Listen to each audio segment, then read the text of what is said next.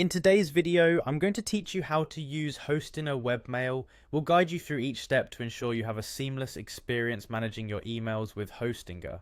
Let's dive right in and explore how you can access and operate your webmail. To start, you'll need to go to Hostinger's official website. So open up your web browser and type in Hostinger's URL. Once you hit enter, you'll be directed to their homepage.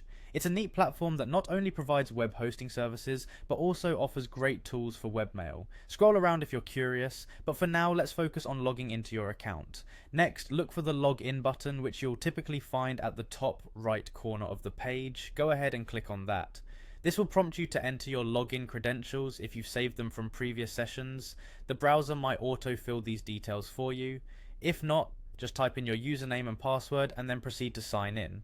Remember, it's always a good practice to ensure your passwords are strong, containing a mix of letters, numbers, and symbols for enhanced security.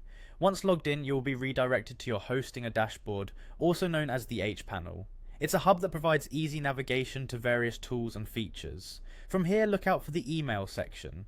It's usually located on the main menu of the H panel, making it quite accessible. Click on it to view your email options. Within the email section, you'll find a variety of settings and features. But what you need to do next is click on Email Accounts. This is where all of your existing email accounts are managed.